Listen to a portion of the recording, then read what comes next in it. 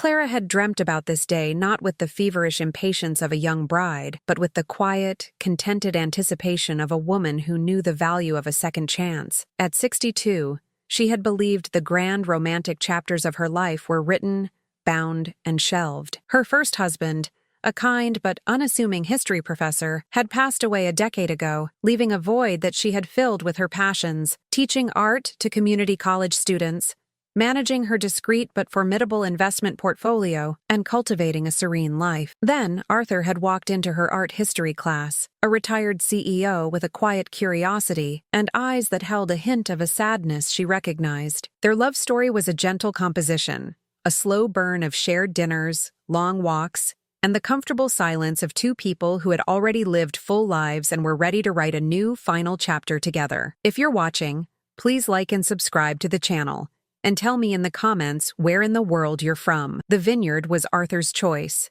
a sprawling estate in Napa Valley, where the late afternoon sun cast a golden, syrupy light over rows of gnarled grapevines. The air smelled of warm earth, oak barrels, and blooming jasmine. It was perfect. Clara, in a simple but exquisitely tailored cream silk dress, felt a sense of peace settle over her as she stood beside Arthur. He was a good man, a solid man, his hand warm and steady in hers. His vows were simple, heartfelt, and when he looked at her, she saw a future she had stopped allowing herself to imagine. But even in the golden light, shadows lingered. Arthur's son, Daniel, and his wife, Melissa, had been a source of quiet, persistent friction. From her seat in the front row, Melissa's posture was a study in rigid disapproval. Her smile, when it appeared, was a thin, sharp curve that never reached her cold, appraising eyes. She had made her feelings about Clara clear from the beginning through a series of subtle slights and backhanded compliments. Clara was the art teacher,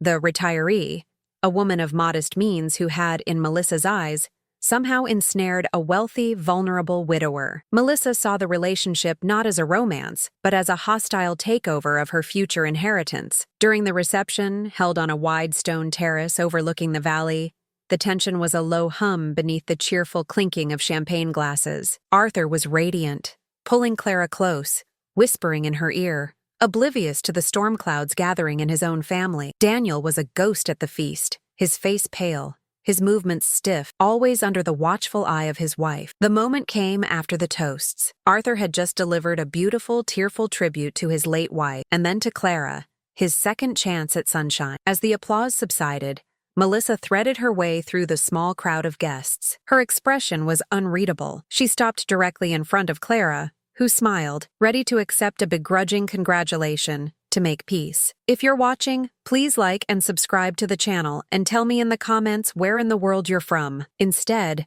Melissa's hand came up, fast and hard. The sound of the slap was like a gunshot in the cheerful din. A collective gasp rippled through the guests. The string quartet faltered, then fell silent. In the sudden, shocking quiet, all eyes were on Clara, a bright red handprint already blooming on her cheek. Arthur froze, his face a mask of disbelief and horror. Melissa leaned in close, her voice a low, venomous whisper meant only for Clara. But in the dead silence, the words carried like a curse. "Enjoy the party, you gold digger, but every sip of champagne you take is stolen from the future of my children. This isn't a marriage. It's a robbery, and we won't let you get away with it." Then, as if she had merely adjusted Clara's necklace, she stepped back, gave a tight, triumphant smile to the stunned onlookers, and walked back to her table, leaving Clara standing alone in the center of her shattered wedding day. The pain on her cheek was a dull throb, but the fire that ignited in her soul was white-hot. This was not an insult. It was a declaration of war, and Melissa,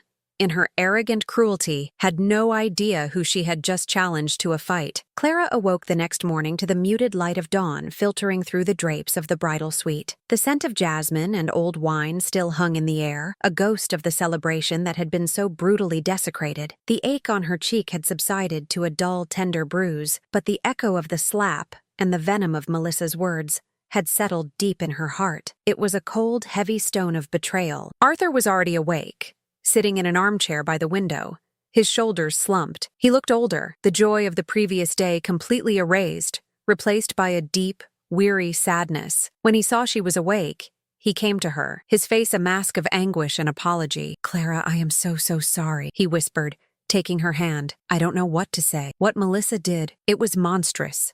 Unforgivable. I've never been so ashamed. He wanted to fix it. He promised to talk to Daniel, to cut Melissa off, to do whatever it took to make it right. But Clara knew it wasn't that simple. This wasn't just a temper tantrum from a greedy daughter-in-law. It was a calculated act of aggression, a public statement of intent. Melissa had drawn a line in the sand. "It's not your fault, Arthur," Clara said, her voice quiet but firm. She was a woman who had built a fortune on reading people, on understanding the currents of power and motivation that ran beneath the surface of any negotiation, and she saw this for what it was, a negotiation conducted with the most brutal of tactics. "She sees me as a threat to her inheritance," Clara continued, laying out the facts as she saw them. "She believes you are a fool, and I am a predator. Her goal was to humiliate me, to isolate me, and to establish her dominance in the family hierarchy. And Daniel?" She paused, thinking of Arthur's son, his face pale and frozen as his wife assaulted his new stepmother. Daniel's inaction is perhaps the most telling part of all. He is either completely under her control, or he tacitly agrees with her. Arthur wanted to defend his son, but he couldn't. The memory of Daniel standing by, doing nothing, was too raw, too damning. If you're watching, please like and subscribe to the channel, and tell me in the comments where in the world you're from. As they spoke, Clara's mind, the sharp, analytical mind that had made her a legend in certain quiet, high-stakes investment circles, began to work. For years, she had lived a dual life. To the world, she was Clara Martins, a modestly successful, semi-retired art teacher. It was a persona she had carefully cultivated after her first husband's death, a way to live a quiet life, free from the pressures and unwanted attention that her wealth attracted. Only her broker and her lawyer knew the truth, that CM Ventures, the anonymous holding company that had made a series of spectacularly successful tech and real estate investments, was her. She was a ghost in the financial world, a silent, powerful force. She had never wanted to bring that part of her life into her relationship with Arthur. She had fallen in love with him for who he was, not for his money, and she wanted him to love her for the same reason. But now, Melissa had made her wealth, or rather, the perception of her lack of it, the central issue. She had defined Clara as a gold digger. It was an identity that had been violently slapped onto her, and Clara knew with a cold certainty that she would have to use the very power she had hidden to fight back. This was not a family squabble to be smoothed over with apologies. This was a strategic battle, and she would have to use every resource at her disposal to win it, not for the money, but for her dignity, for her marriage, and for the peace she had fought so hard to find. "Arthur," she said, turning to him, her eyes clear and determined, "I need you to trust me. This is not something you can fix with a stern talk. This is a war Melissa has declared, and I intend to fight it, but I must fight it my way, quietly, strategically." He looked at her, at the gentle art teacher he thought he had married, and saw a flicker of something else in her eyes, a steely resolve, a formidable intelligence he had never seen before. He didn't understand it, but he trusted her. "Anything, Clara," he said. "Whatever you need." "Good," she replied. "First, I need you to do nothing. Say nothing to Daniel or Melissa. Let them think they have won. Let them think I am a frightened, humiliated old woman. An enemy who underestimates you is an enemy who has already lost." Clara's war had begun, not with a shout, but with a whisper, in the quiet, sun-drenched bridal suite of a Napa Valley vineyard. The honeymoon in Italy was a strange, bittersweet affair. On the surface, it was idyllic. They wandered the cobblestone streets of Florence, shared bottles of Chianti in sun-drenched cafes, and stood in awe before the masterpieces of the Renaissance. Arthur, eager to paper over the wound of the wedding, was attentive and loving. But for Clara, a shadow lingered. The slap had been a wake-up call, a brutal reminder that her new life came with a hidden toxic annex. While she smiled and held Arthur's hand, a part of her mind was already back in Philadelphia, planning her campaign. She was a strategist, and the first step in any campaign is reconnaissance. She needed to understand the terrain of her new husband's life, his business, his finances,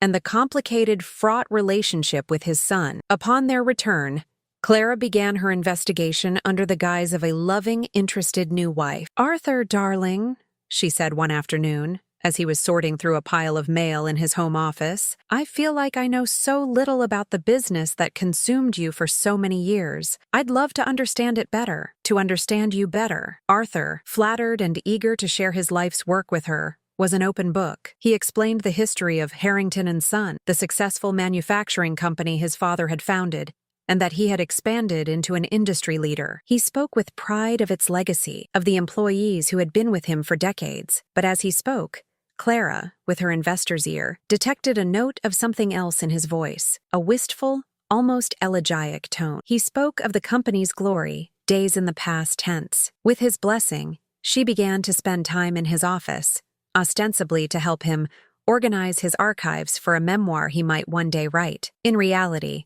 she was conducting a forensic audit. The company, she quickly discovered, was in far more trouble than Arthur was willing to admit, even to himself. Sales had been declining for years, flattened by cheaper overseas competition. A few bad investments had drained their cash reserves. The company wasn't just struggling, it was slowly dying. The most damning discovery came from a set of old, dusty ledgers she found in a forgotten filing cabinet. They detailed a series of increasingly desperate loans, and, more worryingly, a number of consulting fees paid to shell corporations that Clara, with a few discreet inquiries through her own network, identified as belonging to some very unsavory characters. Arthur, in a bid to keep the company afloat, had gotten into bed with sharks, but the true revelation came from the payroll and expense reports. Daniel, as the heir apparent and vice president, drew an exorbitant salary and had an expense account that was a catalog of lavish trips, expensive cars, and client dinners at the city's most exclusive restaurants. He was living like a prince while the kingdom crumbled around him. Melissa's fear was not just about Clara taking a piece of the pie. It was about the pie itself shrinking and her desperate, greedy need to hoard what was left. Her panic was the panic of a parasite on a dying host. Clara now understood the battlefield. This wasn't a simple case of a greedy daughter-in-law. It was a complex ecosystem of financial desperation, generational decay, and profound denial. Daniel wasn't just weak, he was complicit in the slow-motion destruction of his own legacy, too blinded by the perks of his position to see the rot at its foundation. Clara knew she couldn't simply present this information to Arthur. It would devastate him, forcing him to confront his own failures as a CEO and a father. No, this information was not for him. It was a weapon, a piece of leverage to be used at the right time. She began to formulate a plan. It was audacious, risky, and would require all of her hidden resources. Under the name CM Ventures, she would begin to anonymously buy up Harrington & Son's debt from the sharks Arthur had borrowed from. She would become his silent, unknown creditor. Then, she would use that position of power to force a restructuring of the company. It was a strategy she had used before in the corporate world. Become the lender of last resort, and you become the one who dictates the terms. She was no longer just defending her honor. She was now in a position to save the Harrington legacy from itself. The irony was not lost on her. The gold digger was about to become the company's anonymous, unthanked savior. Clara's campaign of subtle resistance gained momentum. While she was quietly maneuvering in the financial shadows, she began to assert herself in the family's social sphere with the grace and precision of a chess master. At family dinners, when Melissa would make a cutting remark about Clara's simple tastes or her lack of understanding of their world, Clara would no longer meet it with polite silence. Instead, she would respond with a gentle, disarming question that would expose the malice behind the comment. "That's an interesting perspective, Melissa," she might say, her voice calm and pleasant. "Tell me more about why you think appreciating a good book is a sign of simplicity rather than depth." The attacks, when turned back on themselves with genuine curiosity, would wither under the light. Melissa, used to her aggression going unchallenged, found herself flustered and on the defensive. Simultaneously, Clara began to cultivate the allies Melissa had long taken for granted. She took the time to learn the names of the longtime household staff, asking about their families, remembering small details. She sent a thoughtful gift to Arthur's sister, a woman Melissa had always dismissed as irrelevant. She reached out to some of Arthur's old business partners, men who had been pushed away by Daniel and Melissa's arrogance, and invited them for quiet lunches, ostensibly to hear stories about Arthur's younger days. In reality, she was building a network of loyalty, shoring up her defenses with the goodwill that her new family had carelessly discarded. Melissa, sensing a shift in the dynamics, intensified her own campaign. The whispers to Arthur became more pointed. "Don't you see how she's manipulating you? She's isolating you from your own family." She began scrutinizing Clara's spending, questioning every purchase, from a new dress to a donation to the local art museum. She was trying to build a case, to create a narrative of the gold-digging art teacher for a showdown she was clearly planning. The storm gathered. The house, once a place of potential happiness for Clara, became a silent battlefield. Every meal was a skirmish, every family gathering a strategic maneuver. Arthur, caught in the middle, grew increasingly distressed. He loved Clara, but the constant, insidious pressure from his son and daughter-in-law was wearing him down. He saw Clara's strength, but he feared the consequences of an open war. Clara, meanwhile, was moving her own pieces into place. Through CM Ventures, she had successfully acquired a controlling interest in Harrington & Sons' debt. The Sharks had been happy to sell. To them, it was a failing company, and they were eager to cut their losses. They had no idea they were selling to a buyer who had a plan to turn it around. She then used an intermediary law firm to send a formal notice to Harrington & Sons' board of directors, a board that consisted of Arthur, Daniel, and 2 aging, complacent family friends. The notice, from an anonymous creditor now holding their debt, demanded a full emergency board meeting to discuss the company's precarious financial situation and a proposed mandatory restructuring. Failure to comply would result in the debt being called in, an action that would trigger immediate bankruptcy. The letter was a bombshell. Arthur was terrified.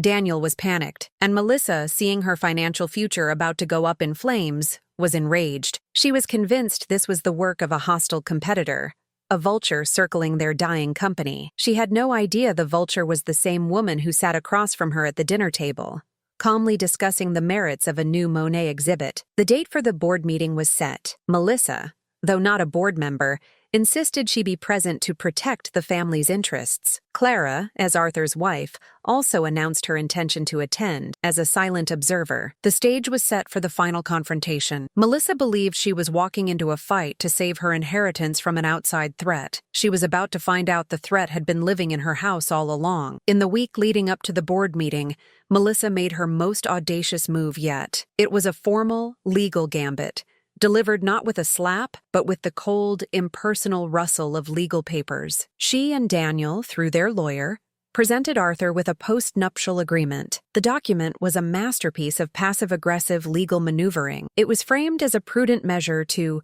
protect the family legacy for future generations in light of the company's current financial uncertainties. But its terms were nothing short of a declaration of war against Clara. It stipulated that in the event of Arthur's death, Clara would receive a modest, fixed annuity, but would have no claim whatsoever on the company, the family estate, or any of Arthur's primary assets. It also included a clause giving Daniel and Melissa power of attorney over Arthur's financial and medical decisions, should he be deemed incapable of making them himself, a clause so blatantly aimed at sidelining Clara, it was breathtaking. They presented it to Arthur in his study, a room that had become the epicenter of the family's conflict. Clara was there, at Arthur's request. She stood by the window, her back to them, looking out at the garden as their lawyer explained the benefits of the agreement. "It's just a formality, Dad," Daniel said, his voice lacking conviction. "It's to simplify things, to make sure everything is clear." Melissa was more direct. "It's about protecting what's ours, Arthur. You're a man in love. That's wonderful. But your judgment is clouded. We are just trying to protect you from undue influence." The words were aimed at Arthur, but the venom was directed at Clara's back. Arthur was deeply wounded. The document was a profound expression of his children's distrust, a legal codification of their belief that his love for Clara had made him a fool. He looked at Clara, his eyes pleading for her to fight, to rage against this injustice. Instead, Clara turned from the window, a small, enigmatic smile on her face. "I think it's a wonderful idea," she said, her voice a gentle murmur. The room went silent. Melissa and Daniel exchanged a look of pure, triumphant shock. Their lawyer blinked, momentarily confused. Arthur stared at her, his mouth agape. You do?" Arthur stammered. "Of course," Clara said, walking over to the desk. She picked up a pen. "Where do I sign?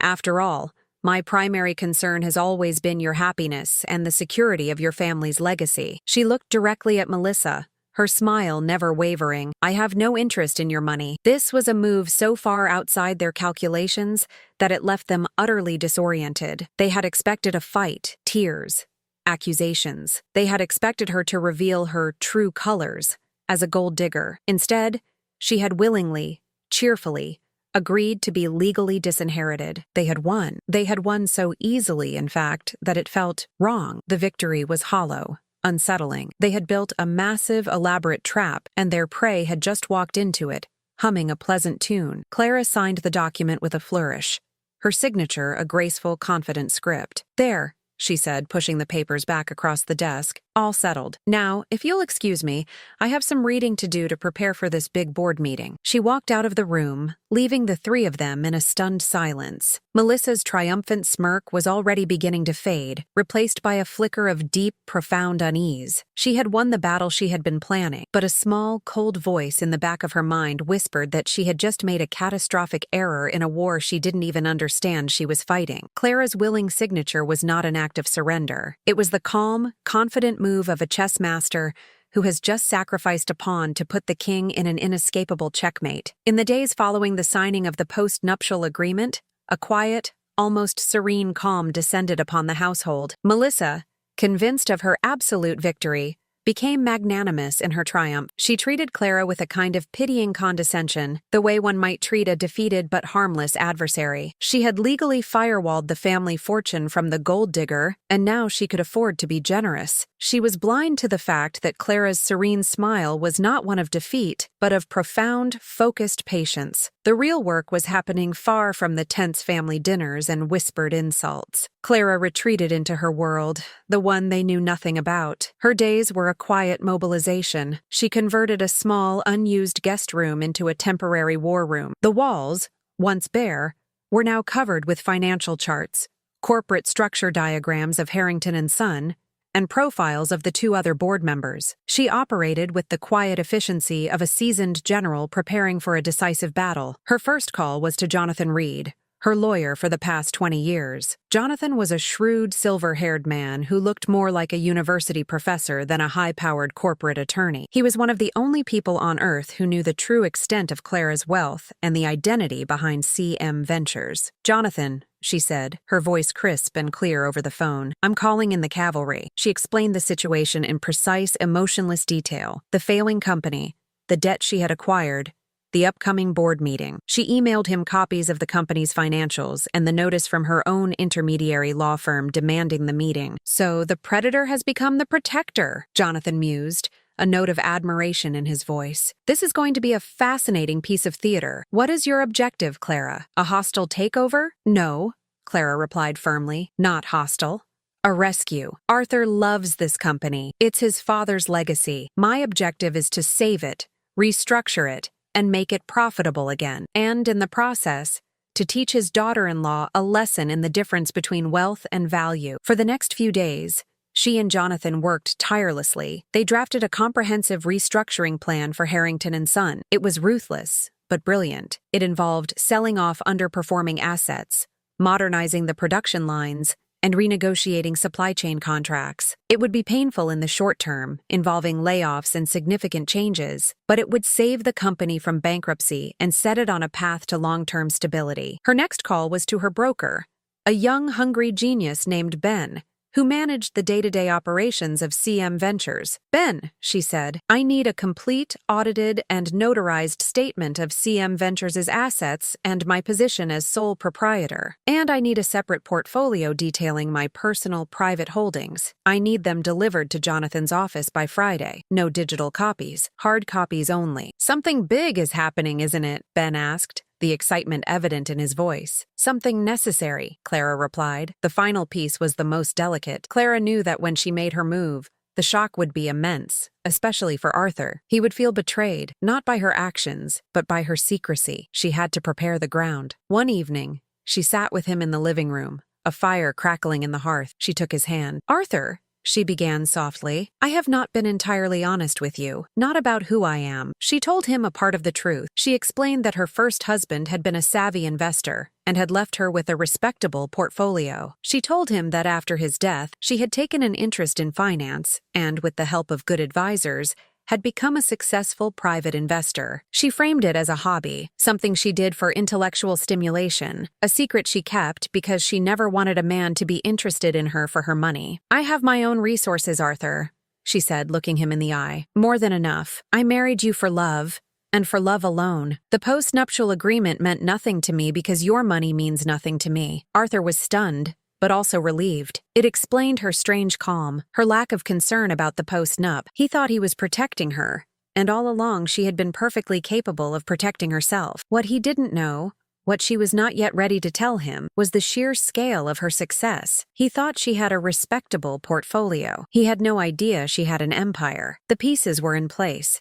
The legal documents were drafted. The financial statements were prepared. The board meeting was scheduled for Monday morning. The quiet art teacher was ready. The headquarters of Harrington & Son was a relic of a bygone era, an imposing brick building in an industrial part of the city. Its lobby was paneled in dark wood, adorned with oil paintings of Arthur's father and grandfather. It smelled of old paper, machine oil, and a faint, cloying air of decay. It was a monument to a past that was rapidly fading. The boardroom was on the top floor, a cavernous space dominated by a long, polished mahogany table that could seat 20. Today, only a handful of people were present, their small number emphasizing the room's emptiness, the company's shrunken stature. At the head of the table sat Arthur, looking pale and anxious. To his right was Daniel, fidgeting with a pen, his eyes darting nervously around the room. Beside Daniel, a shark in a tailored suit, sat their aggressive family lawyer, Mr. Pierce, and next to him, an uninvited but immovable presence, was Melissa. She had insisted on being here, a silent, intimidating juror for what she believed would be the trial of her family's future. On the other side of the table sat the two other board members, elderly friends of the family who looked deeply uncomfortable and out of their depth. And at the far end of the table, almost fading into the background, sat Clara. She had a simple leather-bound notebook and a pen before her. She was the picture of a supportive, observant wife. The meeting was called to order by a man no one at the table, except Clara, knew. It was Jonathan Reed. He introduced himself not as Clara's lawyer, but as the legal representative for the anonymous creditor who had forced the meeting. His presence was the first crack in Melissa and Daniel's confident facade. They had expected to control this meeting, to deal with some faceless bank functionary. The presence of a high-powered, obviously expensive lawyer from a top-tier firm was an unwelcome surprise. Jonathan began by laying out the grim reality of the company's finances in cold, brutal detail. He spoke of declining revenues, crushing debt, and the imminent threat of insolvency. The two elderly board members looked increasingly horrified. Arthur sank lower in his chair, the public airing of his company's failures a profound humiliation. "Our client," Jonathan said, his voice calm and authoritative, "believes that the current management has proven itself incapable of steering this company through its present challenges. Therefore, our client proposes a radical restructuring. This is not a request. As the holder of a controlling interest in your debt, our client has the legal standing to enforce these changes to protect their investment." Mr. Pierce, Daniel and Melissa's lawyer, spoke up, his voice booming with false confidence. "And who is this mysterious client? A vulture fund? A corporate raider? We will not allow this legacy company to be picked apart for scrap by some anonymous predator." Melissa nodded vigorously, her eyes flashing. "This is a hostile takeover. We'll fight you in court." Jonathan Reed allowed a small, thin smile to cross his lips. "I can assure you this is not hostile. In fact, it is quite the opposite. My client has the deepest possible interest in the survival and future success of Harrington & Son." He paused, letting the tension in the room build to an almost unbearable level. "My client is not a fund or a corporate raider. My client is a person, and she is, in fact, already in this room." A stunned silence fell over the boardroom. All eyes darted around the table. The elderly board members looked at each other in confusion. Daniel looked at his father. Melissa's sharp gaze swept from Jonathan to Arthur, then finally, incredulously, to the quiet woman at the end of the table. Clara had not moved, she had not spoken, but she was now, undeniably, the center of gravity in the room. The air crackled. The quiet art teacher, the gold digger, the woman they had humiliated and dismissed. Melissa's mind, sharp and paranoid, began to connect the dots. Clara's strange calm, her easy signature on the post-nup, her quiet confidence. A look of dawning horror, so profound it was almost beautiful, spread across Melissa's face. The game was over. The trap was sprung. The silent toast was about to be served. The silence in the boardroom was a physical thing, a heavy, unbreathable atmosphere. Every eye was locked on Clara, who sat at the end of the long mahogany table, her expression as serene as if she were about to comment on the weather. Melissa's face had gone from triumphant to confused to, now, a pale mask of dawning, sickening comprehension. Daniel looked as if he had been punched in the gut, all the air forced from his lungs. Arthur simply stared at his wife, his mind struggling to process the impossible scene unfolding before him. Jonathan Reed, with the practiced timing of a seasoned courtroom performer, let the silence stretch, allowing the full weight of the moment to settle. Then, he turned his gaze to Clara. My client, the sole proprietor of CM Ventures, which now holds the controlling interest in Harrington and Sons' consolidated debt, would like to address the board, he announced. He slid a sheaf of papers down the polished table toward Arthur. For the board's records, he said calmly, audited and notarized statements confirming the identity of CM Ventures' principal. Arthur's hand trembled as he picked up the documents. He read the first page, then looked at Clara, his eyes wide with a question that was too big for words. She gave him a small, almost imperceptible nod. It was true. Clara stood up. Her movements were not dramatic or aggressive. They were slow, deliberate, the movements of a woman taking her rightful place at the head of a table where she had long been an unwelcome guest. She walked to the front of the room, her simple dress a stark contrast to the power she now radiated. She did not look at her prepared notes.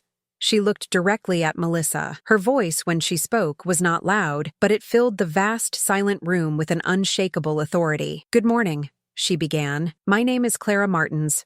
For the past year, many of you have known me as Arthur's new wife, a retired art teacher. That is a part of who I am. It is not all of who I am. She paused, her gaze sweeping the table. For the past 25 years, I have also been a private investor. The company you know as CM Ventures is mine. About a year ago, my firm became aware that Harrington and Son was in significant financial distress. It was over-leveraged, its management was stagnant, and it was on a clear path to bankruptcy. She let that sink in. Ordinarily, my firm would not invest in a company in such a precarious position, but I had a personal interest. I had come to care very deeply for its chairman. Her eyes softened for a moment as she looked at Arthur. And I believed in the legacy his father had built. She turned her gaze back to the room, her voice now crisp and businesslike. So, over the past 6 months, CM Ventures has anonymously acquired this company's debt. We have bought out the high-risk lenders and consolidated the loans under our own holding. In effect, I am now this company's sole creditor, which means,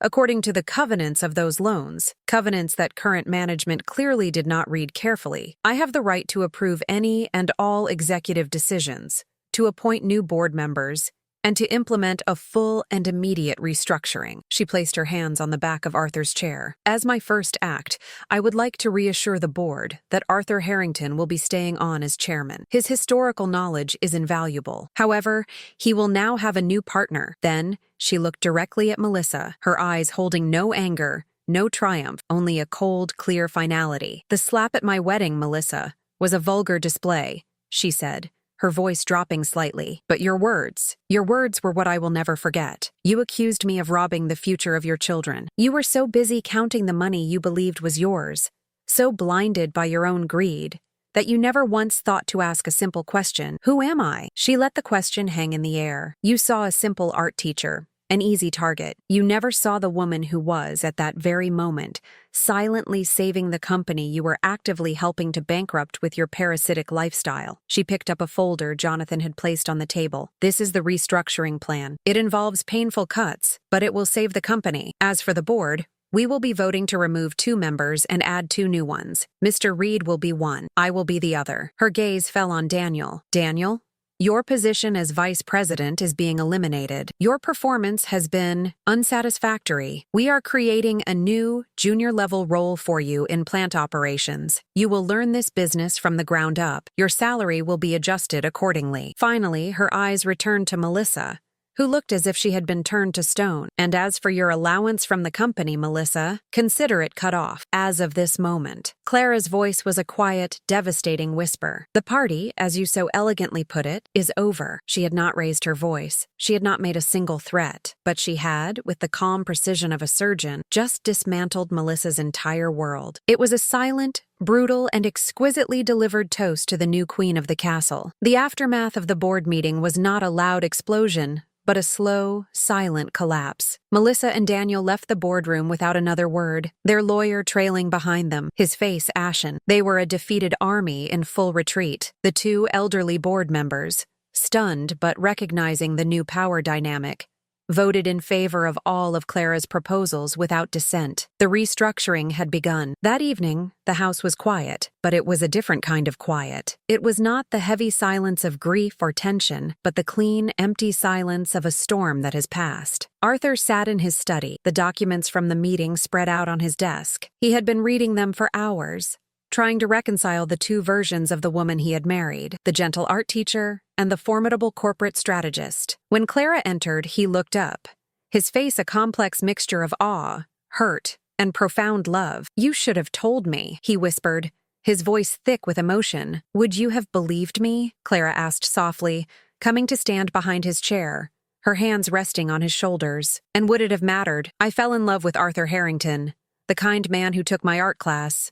Not Arthur Harrington, the CEO. I wanted you to love Clara Martins, the woman, not the balance sheet of CM Ventures." He reached up and covered her hand with his own. "I feel like a fool." "You are not a fool," she said firmly. "You are a man who built a great company, who trusted his family, and who loves with an open heart. Those are not weaknesses, Arthur. Those are your greatest strengths. Your only mistake was in not seeing that your son did not inherit them." Their conversation that night was long and difficult. Arthur was forced to confront his own denial about the state of his company and the character of his son. Clara, in turn, had to explain the depth of her deception, the dual life she had maintained for years. But by the time the sun rose, something new had been forged between them. The comfortable, easy love of their courtship had been burned away, replaced by a stronger, more resilient alloy of respect and true partnership. He was no longer her protector. She was no longer his fragile new bride. They were equals, in every sense of the word. The repercussions for Daniel and Melissa were swift and devastating. Faced with the sudden and total evaporation of their income and status,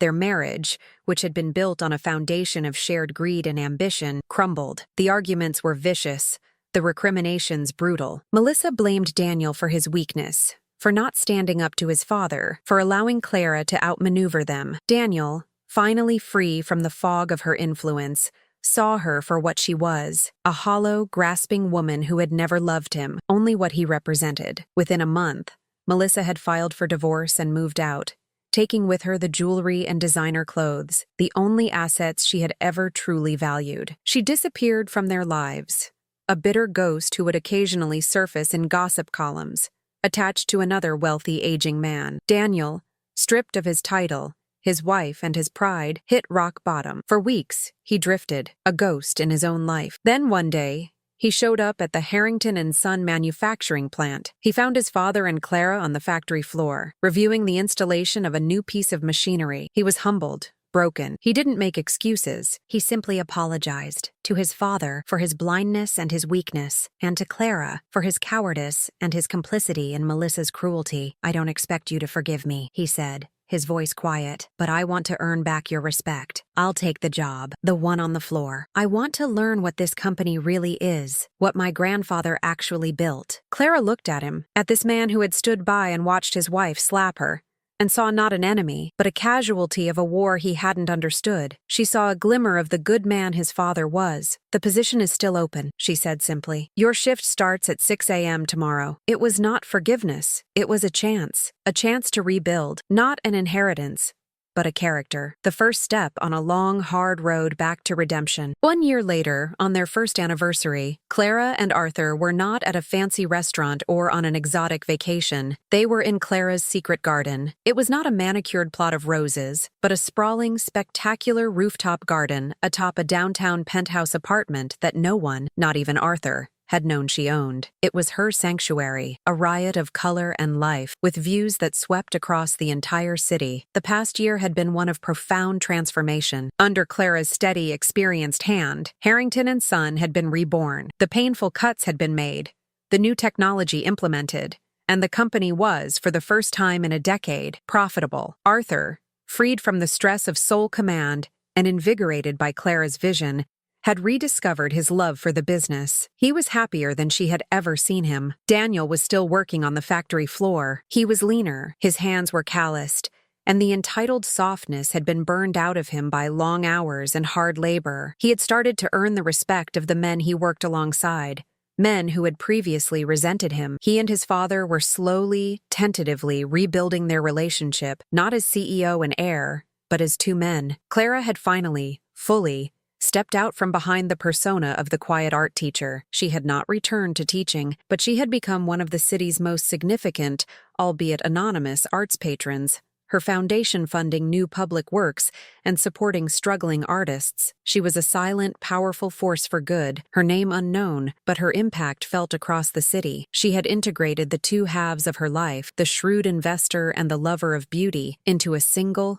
formidable whole. She was showing Arthur how to prune a rare, delicate orchid, a flower that required both a gentle touch and a deep understanding of its complex needs. His large, strong hands, which had once signed million-dollar contracts, were now learning to be tender, to make the precise, careful cuts required to encourage new growth. He stood behind her, his arms around her, his hands covering hers as she guided the small shears. He looked at his wife, at the woman who had saved his company, his son, and him, all without ever raising her voice. His love for her, which had once been a comfortable affection, had deepened into a profound, almost reverent awe. "Do you ever think about that day?" he asked softly, his breath warm against her ear. "The wedding?" Clara paused, looking out at the city skyline glittering in the late afternoon light. The memory of the slap, the sting of Melissa's words, felt like something that had happened to another person, in another lifetime. That moment of public humiliation had been the catalyst, the brutal, necessary event that had forced her to reclaim her own power, to become the woman she was always meant to be. "Sometimes," she said, her voice a quiet murmur, "sometimes I do." She turned in his arms to face him, a small, serene smile on her lips. "And I think to myself, I should probably send Melissa a thank you note. She had not been robbed. She had been liberated. Melissa's cruel words had been the silent toast that had launched the greatest, most joyful chapter of her life. Thank you very much for watching. Share with those who also like stories, subscribe, and tell me in the comments if you liked my story. Cheers.